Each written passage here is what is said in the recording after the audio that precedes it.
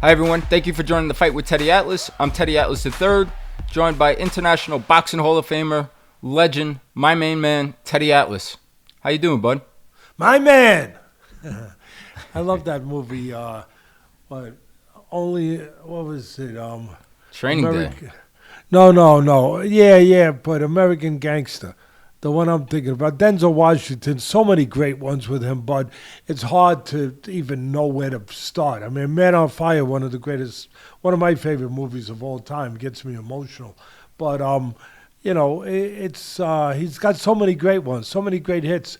But yeah, American Gangster, when he portrayed, it's Frank never, Lucas.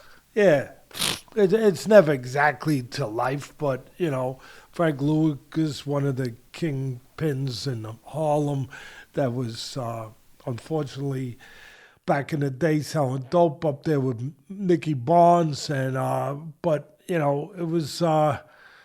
was quite a story, and whenever whenever he would see somebody or he'd see Nicky Barnes in the club, my man.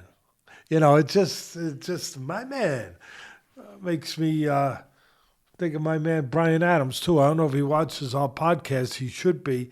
He was a four-time New York Gold Glove champion. He'll get crazy if I don't get it accurate. He'll get nuts. Of course, Mark Breland, one of the greatest fighters, greatest amateurs of all time, probably one of the greatest, if not greatest, New York fighter. I mean, I think he won the glove 5 times.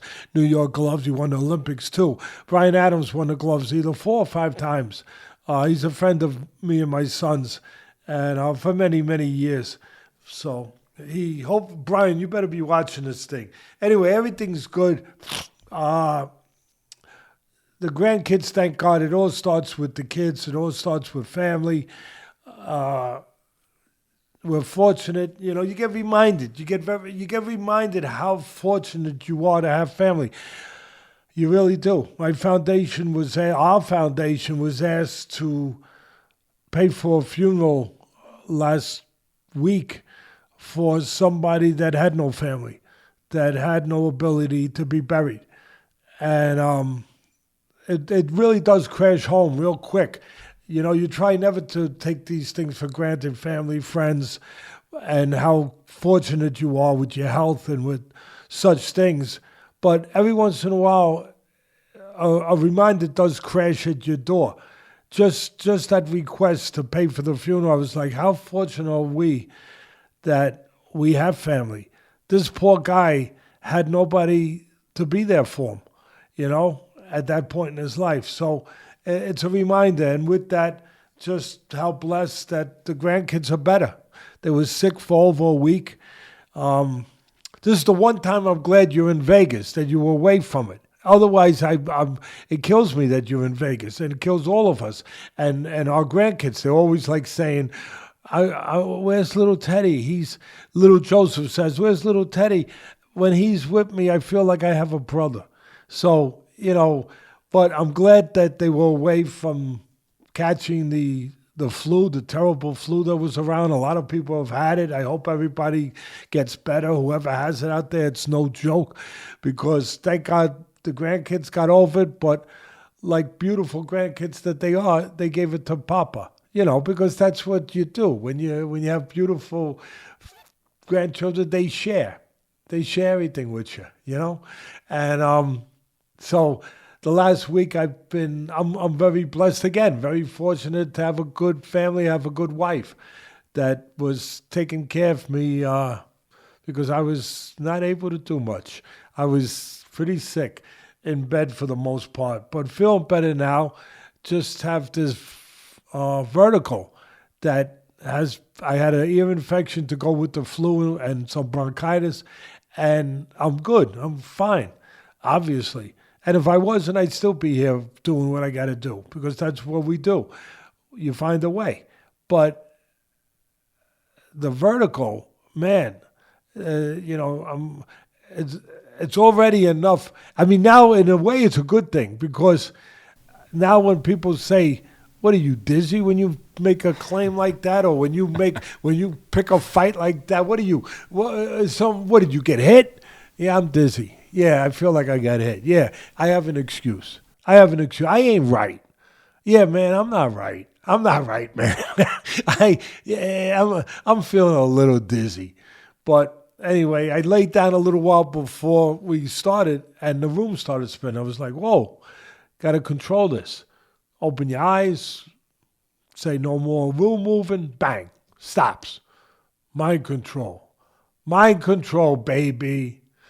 But anyway, we're blessed, and the NCAA tournament is getting to that fourth gear, right? Whatever gear that is, into high gear now.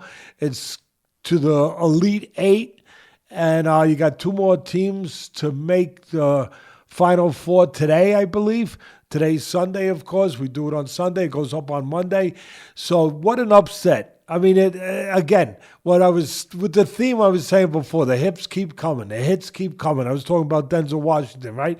Well, NCAA, the hits keep coming, the comebacks keep coming. What a comeback yesterday, bud, with Florida State and Texas Tech. Wow. Well, I thought it was over. Yeah, Florida, I'm not sorry. Florida State. Unbelievable finish. Yeah, incredible. Yeah, I mean, wow. The Florida Gators, right? Not the Seminoles. That's right. What a finish. What a finish. So now you got them in the Final Four. You got Duke. That kid Flag is the real deal. They got 3 guys that are the real deal on that team that are probably NBA. But now I feel funny when I say, oh, that guy's going to make money. That guy's an NBA, starter, right? We used to say that in old days, and you're very happy for them that they can move on and go make money. They're making money already. It's called NIL, right? Is that what it's called, NIL? That's right. They're making money already. I just heard a story the other day where one of these top college players, I forget which one it is, where he was going to be drafted high, go to the NBA. He said, "No, I'm going to stay in college." They juiced up the pot, whatever they were paying him. I can't even begin to think what they must be paying him to keep him from going into the NBA a little earlier.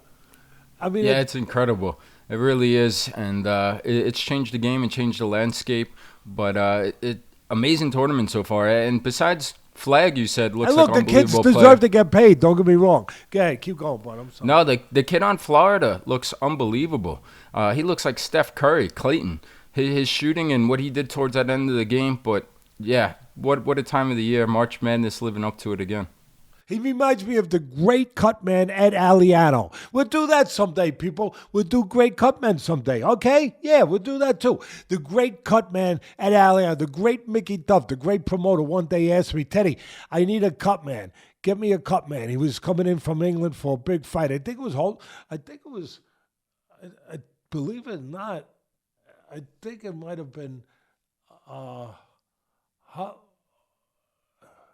Hunnigan. It might have been Hunnigan when he upset Curry for the welterweight title. I'm not sure, but anyway, I got him.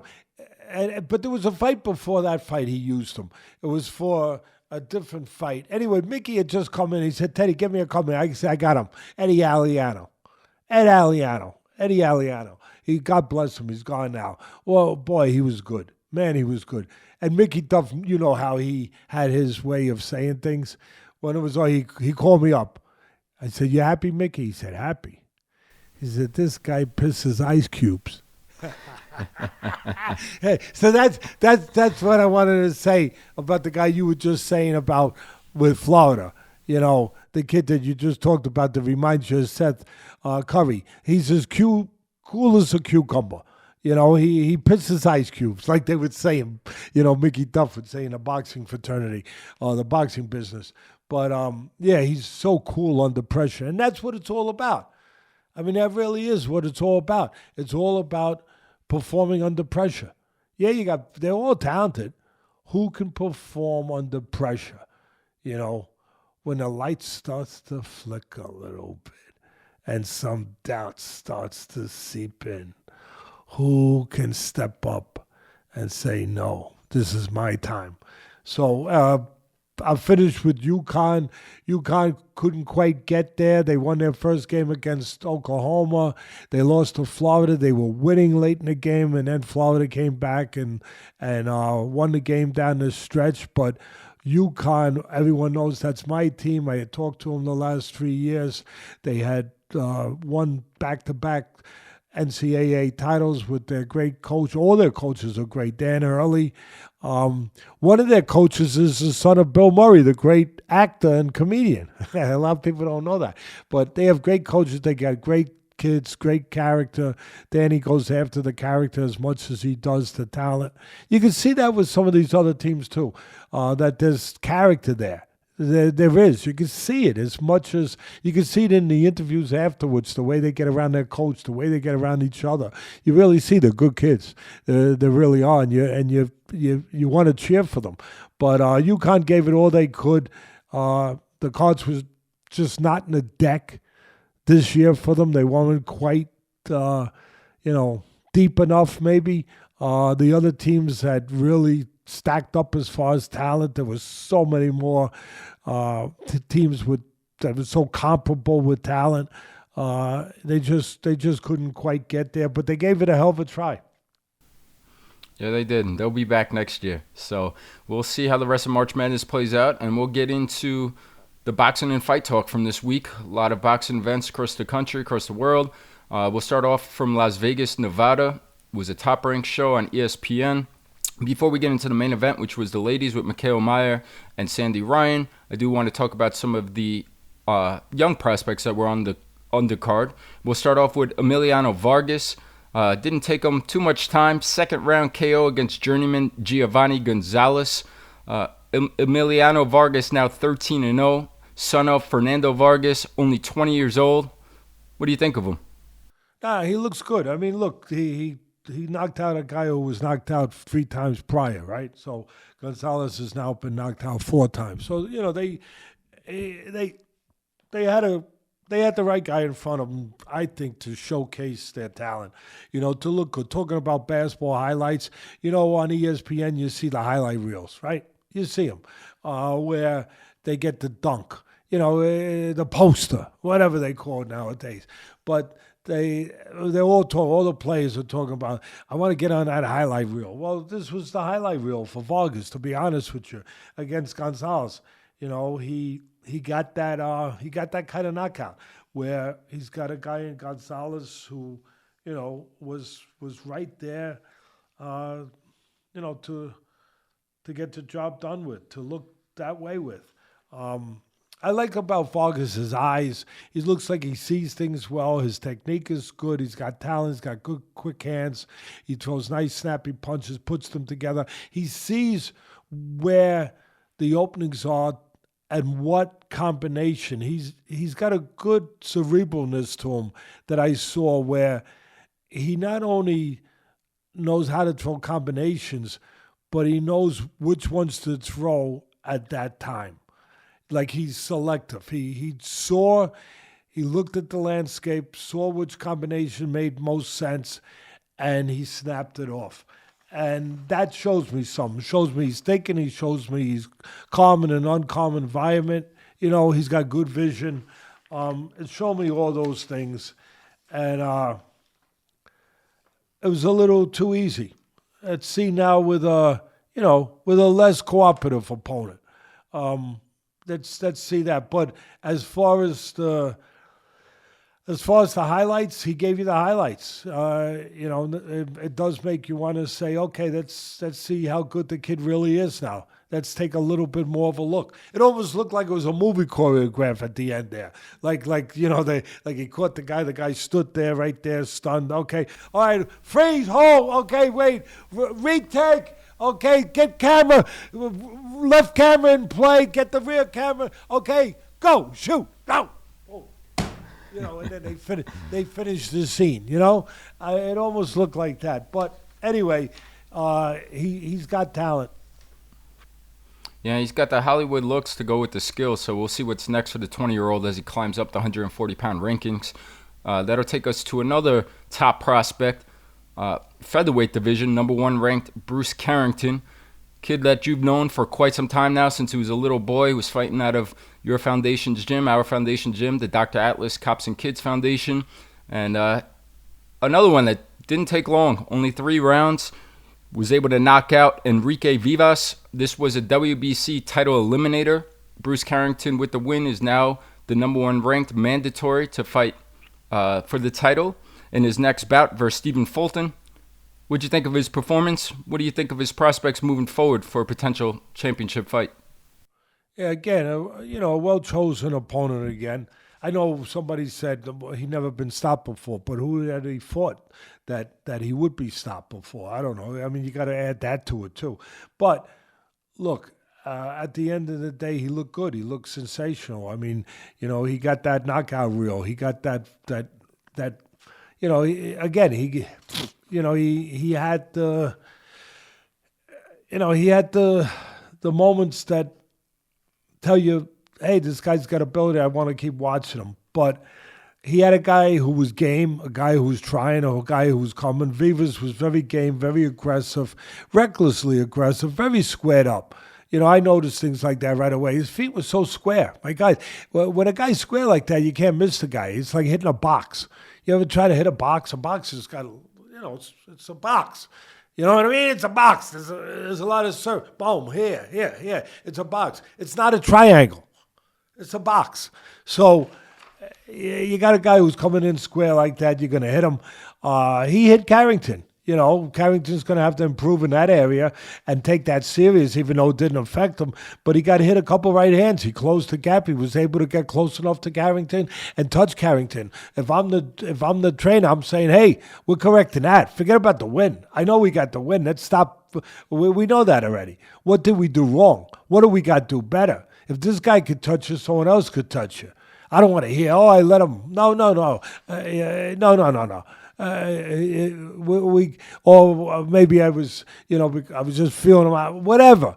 If the guy could get that close and touch you, someone else could get that close and touch you. You gotta take that very seriously. You gotta correct that. It didn't affect Carrington. He handled it fine. Fighters handle that. That's part of being a fighter, part of being a prospect, part of what Carrington is. He's a real prospect. But that is something that they have to be aware of. I'm sure they will be. They should be. But he did what he had to do. And he did it with class. He did it with style. He did it with talent. He did it 2 different ways. When Vivas was on the outside coming in, and again, very predictable, very obliging, just coming straight in, but very game. And throwing a lot of punches early on, trying to catch Carrington. And like I said, he did catch him in some spots when he got in close.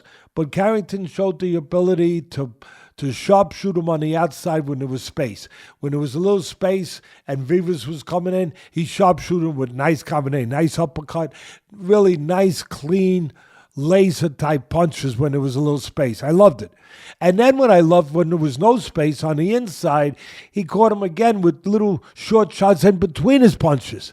So he was able to catch him with space on the outside, show that ability, show that dimension, and then inside punch with him with sharper, quicker, shorter punches inside of Vivas and hurt him that way. The thing that I didn't understand was he gave him a terrible beating in the second round, bud. I mean, the guy was walking around like I was with vertigo.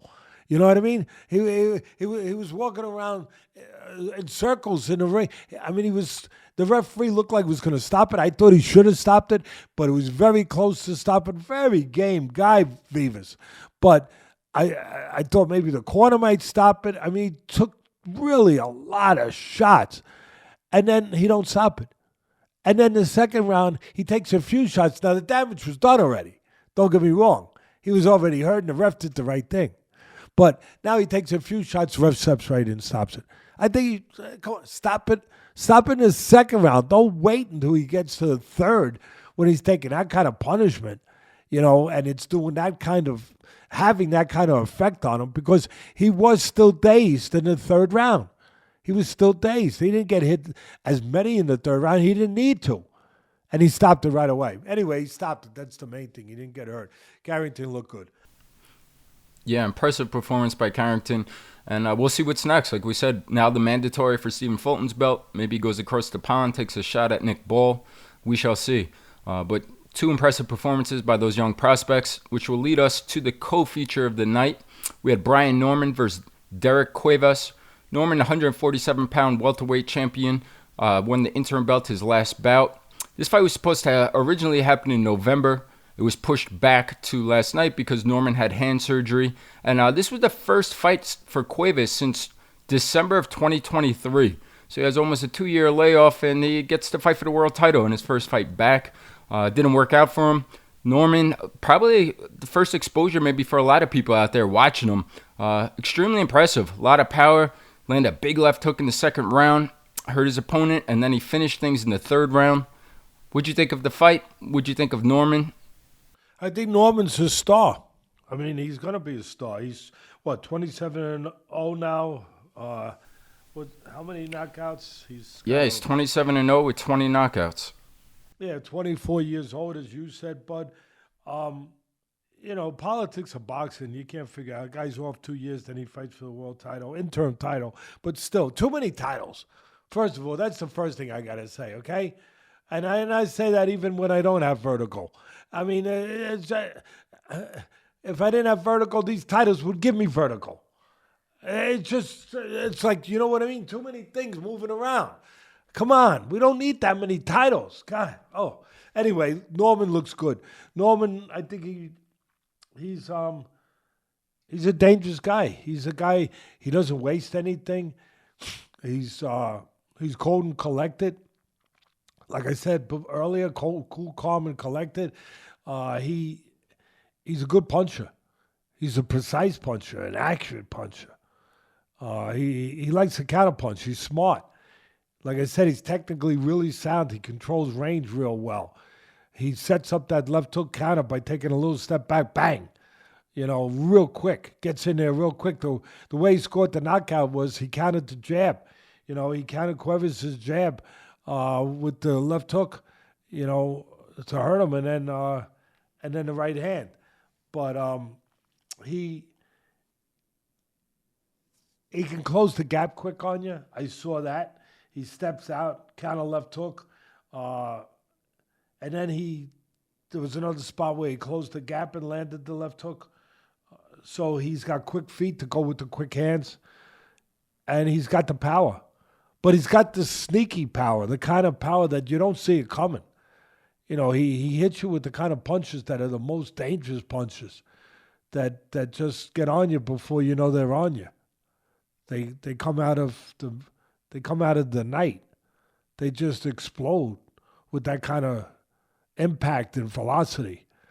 Yeah, he's a tight guy. I don't mean tight where he's tight and he's nervous.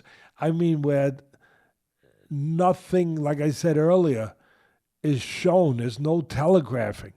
There's no telegraphing of anything. Everything is compact and explosive and boom, boom, just clean. No giveaways. There's no giveaways to this guy. He obviously, from what I'm saying, that I'm impressed. I'm looking at my notes because I like to make sure I didn't skip anything. But, he's smart. He's talented.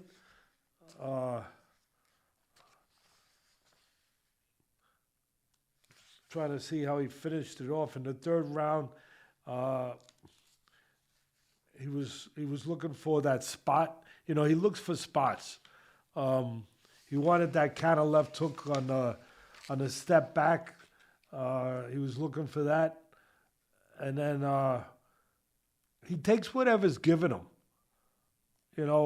He didn't go and force anything. He's only 24 years old. I was impressed with that. A lot of times you'll force something. You throw something you don't have to throw. He was very patient. He takes what's there to be taken. And beautiful kind of left hook, like I said, sneaky, explosive, accurate. Time to counter left hook as Cuevas threw the jab, hurt him, then he stepped back. stepped in again, dropped him. At the end, Cuevas gave up. You know, he was hurt. He gave up. He quit. He submitted. He didn't want to go on. The referee asked him.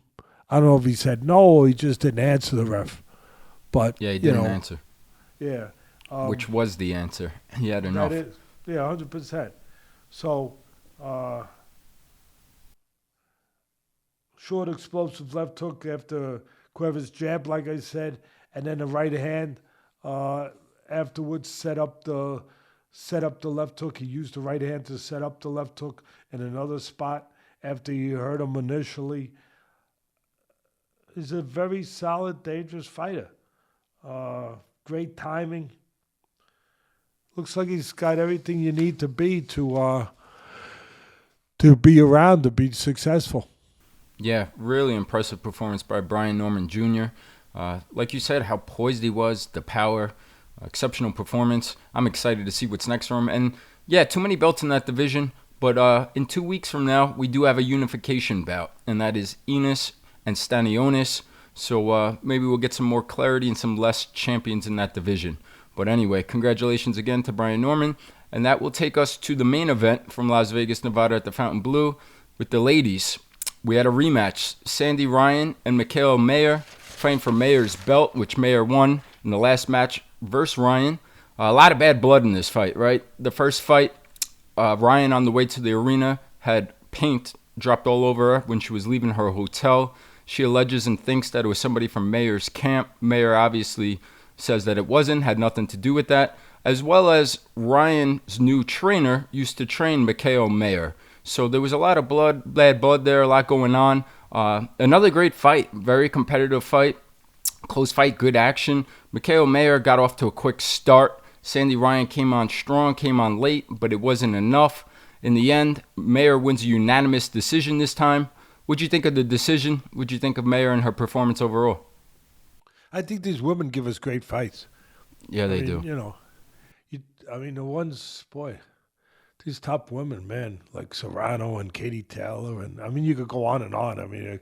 They give us some great fighters, some great fights. They got great heart. They know how to fight. It was a terrific fight. The right person won it. Mayer won it, but it was Mayer winning early, and then Ryan coming on to make it really a great fight. Actually, not Mayer winning early. The first 2 rounds, I thought Ryan. First of all, I think Mayer just is a little more physical. I don't know if it's because of size. I guess that's part of it. She's. I guess she's the natural welterweight. That's all you heard one commentator, one person saying. That's all you heard. Oh, natural, I got that. Natural welterweight, all right, I got that. What is the natural welterweight doing to win? Quit telling me it's the natural welterweight. I got that already. What is this natural welterweight actually doing in the ring that is having her win? And use her natural welterweight size. But anyway, that's me. I thought Mayer does have an advantage physically, and I think part of her plan was to impose her physicality. Forget about will. They were both got a lot of will. So they're both going to impose their will if they can. But it wasn't really that. It was imposing Mayer's physicality onto Ryan, fighting in a geography that she could use her physicality to an advantage in that kind of fight, in close, with pressure. And I thought Ryan had a beautiful, strategic fight plan early on to deal with that. I thought it was great for 2 rounds. I thought it was tremendous. She was pinpoint. She was laser focused. She was boxing on the outside, not allowing Mayer to walk in and impose her physicality. She was pot-shotting, picking spots. Those rounds go fast, I'll tell you that much. Those 2-minute rounds, they go fast. And it's only 10 of them. I don't mean only, but they go quick. And I thought first 2 rounds I give to Ryan. And then Maya makes an adjustment. Third round, before it started getting away from her, she realized, I have to impose my physicality. I got to get in. And she started putting that pressure on. She started getting in. She started getting to the geography she needed to have an edge with her size, with her physical strength. And she outworked her. Her offensive output, Maya, was more consistent. Where Ryan was pot shotting, beautiful, pop, pop, right hands landing, real focus. But then Maya started putting combinations together. She was a little more consistent with her offensive output, with her offensive flow. She was busier, but busier in the right way with combinations, not just busier flailing punches, where she could be more open to a counterpuncher like Ryan, who was looking to snipe on the outside. She was busier by getting into the right position and putting nice, clean, correct, smart combinations together. Like I said, not just throwing more punches. That would have left her open to Ryan's plan, which was to try to pot shot. Try not to get into a rumble. But then as the fight went on, from the third round to the sixth, I thought Maya took control. I thought she took control, again, with more offensive output, more combinations, getting in close, imposing her physical, her physicality into the fight. And they both showed great heart. And then in the seventh round, Ryan won the round she had to win. She had to stem the tide. And she did. She won the seventh round. And then but then Maya, give her credit.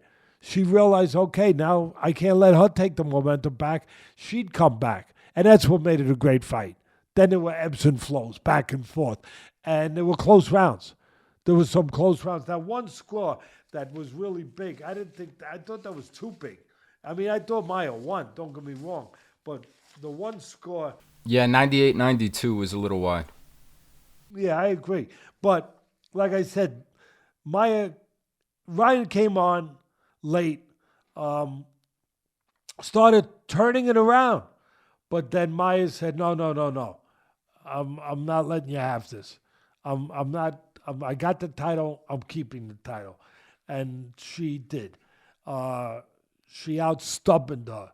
She out-physical her. She out-combinationed her. She pushed her back a little bit more when she had to. But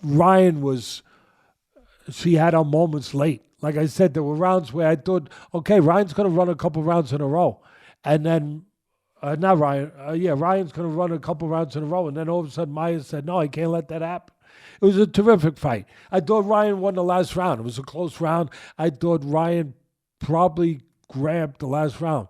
But I thought a lot of those late rounds were not the easiest rounds in the world to score. You had to really be on your P's and Q's and see who's really landing harder, cleaner punches. I know there was one of the commentators, I forget who it was, kept saying, big left hook, big left hook. For me, there were a lot of right hands. There were left hooks landed, but there were a lot of right hands that really were kind of the storyline as far as the power punches. I mean, there were left hooks, don't get me wrong, but I thought one of the things that Maya did so well was when Ryan started to try to get control of the fight behind the jab, Maya would kind of put an end to it with a well-timed right-hand counter over the jab and just put an end to it. Boom! With a beautifully timed right-hand counter over the jab of Ryan, who was starting to get the flow of the fight in her favor. So I don't like to miss things like that. I like to give fighters credit because that's not being lucky with a punch. That's like, oh, he landed one out of the, out of the blue seats. No, they landed one that was well calculated and well timed and well thought out and well executed. So anyway, that's it. Terrific fight. More geography control by Maya, getting to where she needed to be, being a little stronger in close. Good fight. Really, really nice fight. I'm looking at my notes again. I thought, like I said, the 7th round, I thought Ryan took it. The 9th round, Ryan coming on again, strong, landing right hands, big uppercut, and then she got timed again with a right hand by Maya over her jab. Bang. Just, it stopped her from winning that round. It stopped her from keeping the flow going her way. Well placed. You want to stop somebody from controlling you with the jab? 2 ways. Control them with your jab or time them with a right hand. Take away their desire to throw that jab. Because you know what? When you throw a jab and somebody counters you with right hand, you ain't really looking to throw too many more jabs. No. That'll talk somebody out of it. That'll convince somebody real quick. Yeah, great fight, like you said. Great breakdown. And Ryan did come on strong, and Maya overcame as well, right? She was cut in the 8th round, was dripping into her eye, act like a champion and a pro, and finished it. She is a 2-division weight champion, and she retains her WBO welterweight title. So we will see what is next. But again, unbelievable fight by the ladies. Before we move and shift over to the DAZN fight in Mexico, I want to take a quick pause, give a thank you to today's sponsor, Athletic Greens, the all-in-one daily drink to support better health and peak performance. These guys spent 10 years with top nutritionists and doctors to create this formula. It's made from 75 whole food sourced ingredients, has vitamins, minerals, prebiotics, probiotics, and antioxidants. This is like an insurance policy for your body's health and immunity. Athletic Greens is giving our listeners 10 travel packs for free. Simply visit athleticgreens.com/atlas to claim the special offer. All right. We will now shift over to the main event from Cancun, Mexico on DAZN. We had another rematch. Tevin Farmer versus William Zepeda. Now, the first time there was a lot of controversy. Zepeda retained his title by a split decision. This was another very interesting fight, very close fight. I know people get on us about how we pronounce names. Is it Zepeda or Zepeda? I believe Zepeda. Okay, Zepeda. Then that's good. Zepeda for me. Zepeda. No problem. Tomato. Fine. I'm with you. But I know, you get some of these people that say, oh, not pronouncing right. Hey, I'm not supposed to pronounce them right. I mean, if I start pronouncing them right, you know what? Somebody's going to say, wait a minute, check that guy's DNA. That's an imposter. That's not Teddy Atlas. Teddy Atlas never pronounced the name right. Well, I got a couple right, but not too many. Zepeda. So, I thought it was a really good fight. Another close fight. Zepeda is always fun to watch, right? You know what you're getting. He comes forward, all pressure, tons of punches, doesn't stop. And Farmer, as he's getting older and 34 years old now, he's changed, right? It's not as cute as he used to with all the movement in boxing and movement. He makes for more fan-friendly fights and has to stay in there and engage more. I thought Zepeda early on was having his way, was up on the cards. In the second round, it appeared that Farmer might have injured his elbow or his hand, but he persevered. He found his spots. He was able to land some shots on Zepeda. Some beautiful uppercuts, mixed it up, some good action. In the end, Zepeda gets a decision, retains his belt, wins the rematch. What'd you think of this decision? What'd you think of this fight overall? Give this guy a bonus, Farmer, and give him an easier fight. Please, can somebody let him get off of this track of fighting nothing but tough fights and celebrate and just celebrate and appreciate what he gives us at this stage of his career. There's a kid who's got a great story. he comes from Philadelphia, a real fight city, and he didn't have any amateur background to speak of, about 15, 16 fights, whatever. He didn't have any big amateur background. He didn't start like some of the great fighters start when they're 9, 10, 11 years old. He started a little later, But man, this guy learned how to fight. He has instincts. He's got guts. He's got heart. He used to be trickier and cuter than he was, but now he's getting hit more. One of the reasons he's getting hit more is because he's getting older. He's getting a little shop worn. There's miles on the odometer. All of that. And he's fighting relentless guys. I mean, this guy's such a relentless guy. The guy makes a lot of mistakes. He's vulnerable defensively, Zepeda or Zepeda. Either one of them, their defense ain't good. Zepeda's not good, and Zepeda's defense needs to get better. Both of them. But at the end of the day, when you're fighting a guy who keeps coming and keeps coming and keeps coming and keeps... By the way, they were both southpaws, and they keep coming, and you got to fight a guy like that. Wow. You got to have heart. You got to have conditioning. You got to have mental toughness. You have to have guile. You have to have desire. You got to have everything. And Farmer, he is at a point now where my son said it right, where he was a real cutie pie, where, he was hard to touch. He'd make you miss, pop, move, use his legs, move his head. He was a real... Now that as he gets older, which happens to everybody, reflexes slow down, timing slows down, your legs don't cooperate as much, all of a sudden you start getting hit more. And you're not able to do things at the pace that you did it before, where you were able to make guys miss all night long, use your legs all night long, keep separation all night long, never let it get into the kind of fight that wears you out. See, when you're younger and you have that style, you can keep space.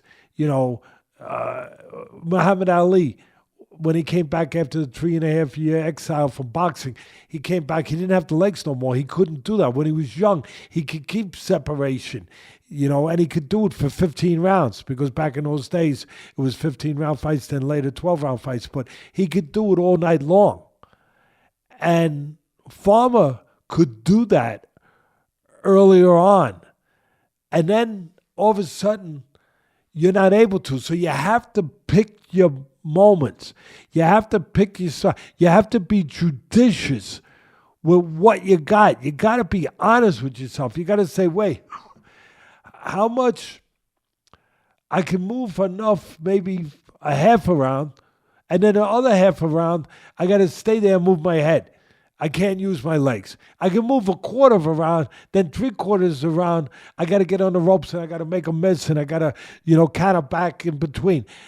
And you start to have, your offense now has to be more important in some ways than your defense. Where almost like the guys that you never thought you would be, where you have to become a guy where your offense is your defense, where you don't have the legs, you don't have the head for the whole night. So there's going to be spots that you got to have to punch more. What does that mean? That means you have to stand in front more. That means you have to exchange more. That means you have to gamble more. That means you're going to get hit more. That means you're more exciting to watch. We love Farmer. We love him. And I love him. I love what he's about. I love that he don't complain. I love that he doesn't cry, oh, you're robbing me, you're doing this, you didn't give it. He just goes and says, okay, let's sign the next contract. And he goes in there and gives you everything he's got. But when you're that kind of defensive fighter, part of the reason people don't appreciate you, take Shakur Stevenson, good, tremendous fighter, tremendous champion, tremendous talent. He don't have to throw a lot. He don't have to throw a lot. And anyone argue with me that, please stop. It's not my vertical this time. This time I'm right.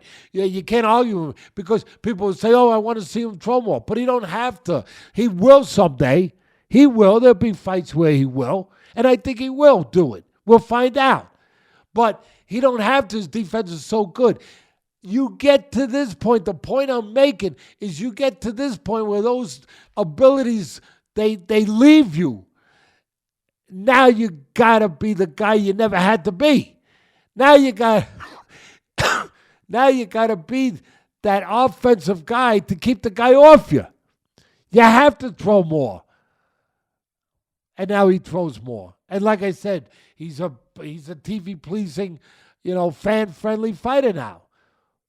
But I appreciated how he got through. I don't know how he got through the 5th round. The 5th round, he took so many body shots. If you're going to fight a guy who's cute, you want to go to the body. And that's what Zepeda did. He went to the body because the body don't move. The head moves, the body don't move. And he went to the body, and he started hitting him all kinds of bodies. Now, look, neither guy is a big puncher. If they were, there would have been a knockout in this fight. Farmer probably would have knocked him out in the last round, maybe. Who knows? But Zepeda would have probably stopped Farmer if he was a bigger puncher, too. You can't take that many shots. But in the 5th round, Farmer was getting overwhelmed. It looked like literally the high tide had come in. The ocean had come in, and all the beach chairs were wiped off of the beach. There was nothing but water. There was nothing left. Just the ocean took over. It looked like that was the scene in the 5th round for Farmer. The high tide finally came in, and that was it. It was time for the lifeguards to say, everybody out. This is over. But no, somehow he stayed. Wow. That's what you call special character. That's what you call. And now look, I thought the ref could have stopped it. That's how much punishment he was taking. I thought the corner could have stopped it. They weren't gonna, but I thought he was taking that much. He reminds me a little bit of Arturo Gatti in a way where, not that he gets hit as much as Gatti did in that kind of way, but the resiliency, the way Gatti would get hurt and then come back. The resiliency of this man to come back. Now, that's not just physical. That's just not DNA. That's a choice. That's character. That's what that is. It's a mix of all those things. Farmer in that 5th round, wow. And then he comes back and wins the 6th. So this is the guy that you're afraid to almost stop it because you don't know if you should or not, because the guy is so resilient that he'll come back the next round and turn it around a little bit. If the guy has enough flaws, Zepeda has enough defensive flaws where Farmer could come back and hurt him, slow him down, because he's available himself. What I was very impressed with, and I want to make a point of, is I thought Zepeda won the fight. I thought Farmer came on strong in the late rounds, and you have to look at who's landing the cleaner, more effective punches. There were rounds where Farmer did that with the uppercut, with some really nice, clean, beautiful punches, beautiful counter punching inside. The thing that got me about this fight, Bud, was Farmer. He made choices. Like, he knew that I'm going to have to take a little bit of a problem here. I'm going to have to deal with it because I can only fight for half of the round. I can only use my legs for half. I got to stay on the ropes. I got to make a miss. I got to do that. He was picking his spots. It was brilliant. He was saving for down the road to give himself a chance to win, not to survive. That's the thing. He wasn't doing it to survive. I've seen guys do it to survive.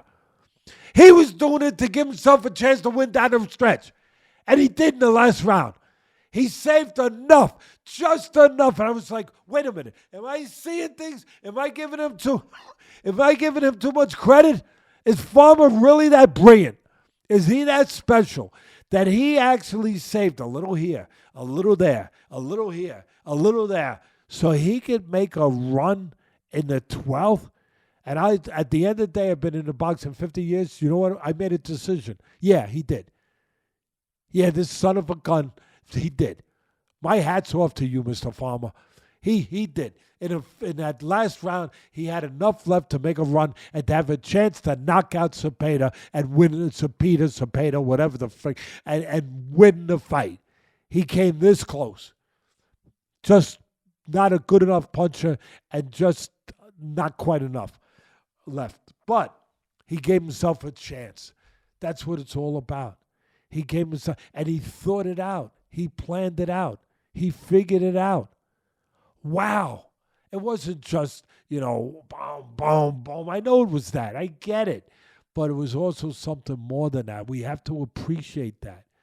We have to give these special men appreciation when they can use their mind in the middle of a furnace. Who can use their mind when they're in the middle of a furnace? But he did. He did. He found the places that weren't quite as hot. Whenever the door opened up to put more wood into the furnace, he took a breath. He ran over and went, just enough to keep him when the door closed. Wow. Wow, wow, wow. Look, Zepeda kept coming. He's a fun guy to watch. But, I mean, that's only going to keep up for so long, too. You know what I mean? That gig is going to be up. That gig's going to be up one day when he can hit a guy that could do what Farmer did with more power and a little fresher. Zepeda's the fresher fighter. Like I said, there's miles on that odometer of Farmer. I got to finish with this. I gave him everything I wanted, my love. I got to finish with this, though. Please, I hope he's got people around him that give him love, that know that there will be a price to pay for these kind of fights. Potentially. I hope not. I hope not. But every good thing comes to an end. And when you're taking that kind of punishment, you can't run that many fights back and forth too close to each other. Please give him a rest. Please give him the love that he gives you. He gives all of us with the performance he gives us. Give him that love back. Protect him. Look out for him. Don't take for granted that he's just resilient, that he's just this guy that finds a way. Yeah, he's all of that, but he's also human. And those punches, they do have an impact. They do have a lasting effect. Think about that. Think about when the next time you put in, how close, or you put him in a fight. Give him more space. Give him more time. And pick a couple fights and then make a plan for your exit too. Your exit from this brutal sport. Because he deserves you to think that way for him. Yeah, beautifully said. I'm so glad you said what you said, touching about the character of Farmer, overcoming what he did in the second round, the fifth round, making choices, talking about his character. This guy, as you said, to piggyback off of it, incredible story. He has overcome his whole life. He's been forged in the fire. Philly tough. This kid was shot in the hand in 2017 trying to break up an altercation. This kid lost and was knocked out in his pro debut. After his first 8 fights, he was 4-3-1. I mean, this guy never gave up, overcome a lot, became a world champion, and he's still going at 34 years old. So I'm so glad you touched on that and gave him the credit that he deserves. With that being said, I want to touch on one thing in that fight. The scorecards were 114-114 a draw, 116-112, 115-113 for Zepeda. With that being said, in the 12th round, there was a little controversy, right? It could have been a cuff and punch, but it looked like a punch that landed and was not ruled a knockdown. True. If that was ruled a knockdown, that changes the scorecards and the outcome of this fight. Watching it live, did you think it should have been ruled a knockdown? And would you just think of that 12th round overall and the finish of the fight? I didn't think it was really... I didn't think it was a knockdown. I thought there was a little bit of a push, a little bit of like cuffed him behind the head and then kind of helped him push him off balance to get to the ground. I thought it was like... But technically, if you hit a guy and he goes down, I mean, it can be judged a knockdown. That's how I felt watching it live. Now, when you go back and have the benefit of the replay, which the ref doesn't, then I say, yeah, it looked like you just said, more cuffing. Yeah, I mean, look, I thought there were rounds when Farmer was just landing the cleaner, more effective punches. I mean, Zepeda was, carrying a lot of rounds by just being relentless, and his punch numbers are so incredible, and a lot of body punching, and you can't take that away from him. But I thought there was those spaces in the later rounds where Farmer landed. He still got outworked, but he landed in those spaces enough clean shots to carry rounds, to take rounds. How many of those rounds did he get? I don't know. I mean, I didn't score the fight. I'm always very honest about that. I didn't score it. If I did, I would tell you. But I thought Zepeda won it from my viewpoint, my vantage point, from not scoring it the way I felt. But that could have changed things right there. That could. I mean, it was a majority decision win, as it turned out. Obviously for Zepeda. Right away, the thing that now I'm going to say this. I want to say it properly. I'm not attacking anyone, but right away there were people, even with the commentator, and I get it. I want to see it again. Yeah, you want to see it again, but let me. You're not taking those punches, and you know what I mean. Now, one of the commentators was a world champion, so I'm not gonna. That's Sergio, who we used to have on Friday Night Fights a lot back in the day. Yeah, Sergio Moore. Yeah, terrific kid. Everything, nice family, the whole thing. He won the Contender Series when they had that, and then he won the world title. But some of these guys that weren't fighters, like they're just, that they say, yeah, I want it right away. You want it? Yeah. Go and find out how you feel after a fight like that. If you know everybody in the room afterwards.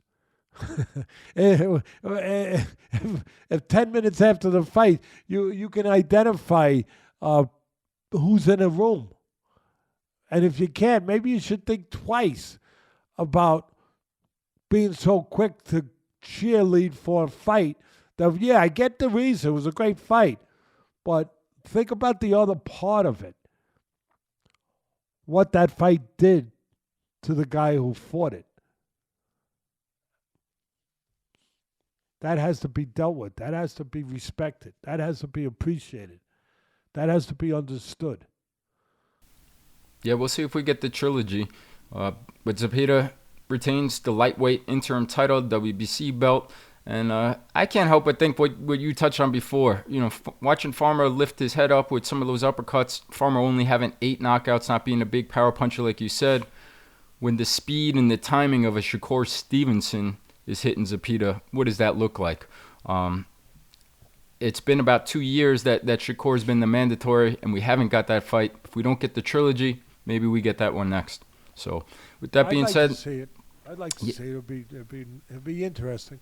Yeah, and if not, Andy Cruz, the Cuban prospect, is the number 1 contender in that division. There's a lot of names on the rise, so we will see what's next for Zepeda. But that wraps up all the boxing coverage and talk from this past weekend. And we'll shift over and close off with the UFC. Had a UFC Fight Night from Mexico City, Mexico. One of your favorite UFC fighters and a friend of the show, Brandon Moreno, versus Steve Erceg. Moreno, I'm just a huge fan of Moreno. He always just finds ways. He's so resilient. Gets the win here by decision. Puts himself right back in contention, maybe for a rematch for the title versus Pantoja. And Erceg, a solid fighter who's fallen short just at that next level. That's 3 losses in a row for him now. But what'd you think of the fight? What'd you think of Brandon Moreno's performance? Yeah, I think you set it up beautifully, Bud, because I could see why Erceg, he's terrific, but I could see why he falls short. He's a boxer. His mentality, he's smart. He's a boxer. He's a good striker. They both are. It was mostly striking, obviously. He'll stand on the outside. He'll fall in love with controlling range, his jab. Sometimes he needs to take more risk. Moreno was willing to take more risk. He was willing to be more aggressive. but in a smart way, because you could walk into all kinds of crap if you just be aggressive. We know that. You have to balance it. But Moreno, former two-time world champ, knows how to balance it. That's why he's a former two-time champion. He knows how to balance it. He knows how to be aggressive, but effectively aggressive, smart, not just recklessly aggressive. Erceg hasn't learned how to do that yet. Erceg, there were rounds there, and I think the third round was the only round I gave to Erceg. I thought they were close rounds. I thought there was a lot of close rounds. At the end I had it 4-1, I believe, for Moreno. I thought he won the first two rounds. The second round very close rounds. But I thought he won it by doing a little more, taking a little more risk, imposing himself, his physicality into the dynamic of the fight, finding a way to land a power punch versus a jab. It's kind of like, you got, you're playing poker. You got two pair. I got three of a kind. It beats you two pair. I got jabs. Okay. Bang! I got a right hand. I know you had two pairs of jabs, but I got the right hand beats it. Full house. And it was the right hand, the well-placed right hand at the right spot, set up nicely. Said a little subtle things that the good fighters that gets missed sometimes by people. They bend low and then they throw high. That's why they land. They're not just chucking. They do a throwaway punch just to land something else. He landed the uppercut when he needed to. He knew how to set it up. Again, I thought that the mentality, the strategy was clear. Erceg, I'm going to box on the outside, use my legs, control the outside, the outskirts. I'm going to jab. Nice jab. I'm going to jab. I'm going to look. Moreno's got a good jab, too. That was, when Moreno threw his jab, it was a little harder. It was accurate. It actually got all the way through. Erceg's jab was more to keep him off, more to keep space. I'm not saying it didn't land, but the mentality behind it was like a little more to keep space, to set up combinations, which he did. He didn't do enough, but he did it in spots. He's got the ability to do it. He's that good. He's that damn good. He moved. He used the jab, keep space, keep him busy. Moreno didn't use it as regular, but what he did, bop, it landed. It was hard. It was purposeful. It did a job. It sent a message, And again, I think it came down to power shots versus punches that are not power shots. The power shots of Moreno carried the day. There were some rounds that were really close, and then he would find a way to land the power shot. Bang! Three of a kind to your two pair. But I got four cup. I'm sorry. My three of a kind beats it. I'm sorry, pal. Sorry, pal. Can't help you on this one. That's the rules. Power beats just volume sometimes. It's just the rules. It's the way it is. It's it's the facts, in the real world, in the jungle. And it's a jungle. It's a rough place. Conquer will be conquered. The harder punches have a better chance of doing the conquering. So, and again, the guys with big punches, sometimes they get outboxed because they're reckless with it. But Moreno has that ability to mix what he has to mix. Being cerebral, being controlled, just like a Holloway does. We talk about another great one, another friend of the show who we love, who has character, who has everything. Another great one. But at the end of the day, close rounds, first two rounds, Moreno, and then the third round, I thought I'd give it to Erceg, and then I thought Moreno went into control again. landed the power shots when he needed to, and I thought his corner was great. I think it was in the fourth round.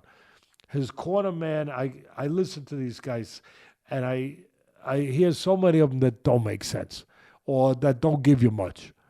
But there's so many that do make sense too and give you a lot. And when I hear them, I try my best to give them a little bit of what I consider just acknowledgement for them doing their job, being really good cornermen, getting to the point quick and fast, where Moreno's guy told him, hey, I got you winning the rounds, but I ain't the judges. They're close. So you better not take for granted. Even though I got you winning these rounds, you better step it up a little bit and make sure. And then he said one thing, and I'll be damned, the way he said it. He said, and steal these rounds. When he said that, I said, that's what he's doing. He stole a couple rounds. It ain't an accident. He knows exactly what he's doing.